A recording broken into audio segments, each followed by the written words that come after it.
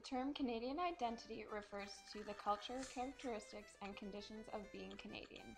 There are many elements and characteristics that form Canadian identity.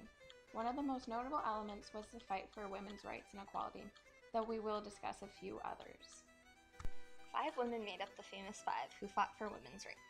These 5 women worked hard and courageously to achieve the things they did. They formed an unstoppable group that changed women's rights in Canada. They used to meet for tea in a park to discuss ideas. Nellie McClung was born in 1873 and passed away in 1951. She was born in Tatworth, Ontario, but journeyed to Alberta. In 1911, McClung began the fight for women's voting rights. In 1938, McClung was the first female representative for Canada in the League of Nations. Emily Murphy was born in 1868 and passed away in 1933. She was born in Cookstown, Ontario, but journeyed to Alberta.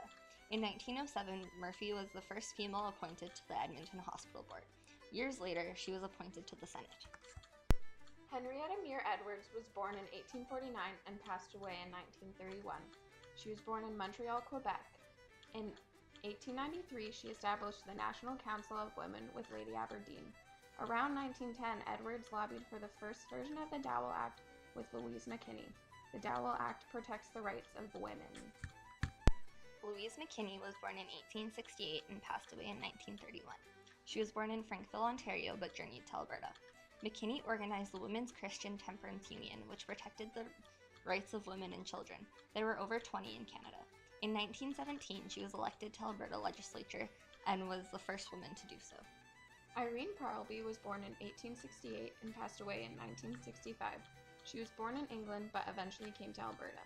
In 1916, Parlby organized and became the first president of the United Farm Women's Association. In 1921, she became the first female cabinet minister in Alberta. Canada has both a royal anthem and a national anthem. O Canada became the official national anthem on July 1, 1980. It was composed by Calixte Lavallée.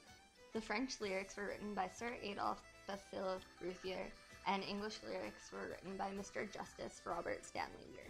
The national anthem is performed at sporting events, national ceremonies, and other forms of meetings. The royal anthem is God Save the Queen. The closest version to the modern tune was published in 1774 in the Thesaurus Musicus. It was recorded in 1745. The royal anthem is sung to someone of office or rank, monarch, or other royal family members. Canada is a bilingual nation. The official languages are English and French.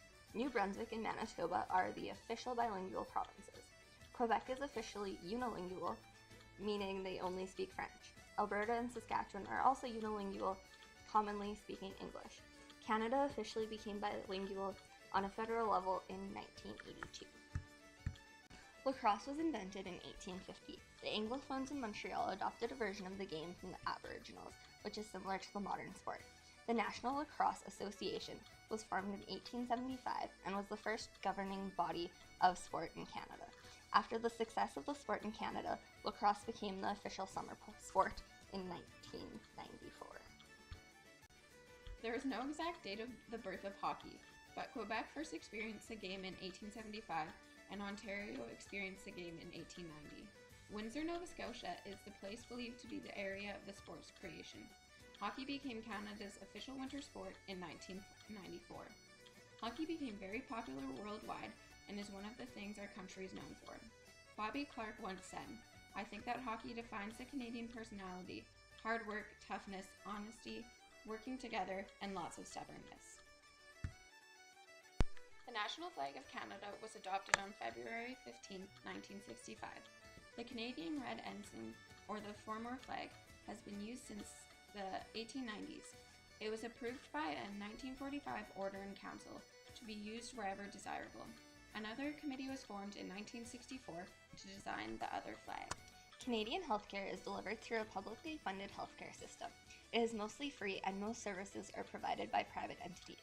Pierre Trudeau introduced the Canada Health Act in 1984. Canada's healthcare was expanded by the Medicare Act in 1966 under Lester B. Pearson's Liberal government. These are just a few distinct aspects of Canadian identity, but they are the most notable. Though these symbols are extremely important individually, together they make up something more important. Together they have shaped an image of Canada that everyone should be proud of. More importantly, they symbolize our freedom and the lengths we have come as a nation.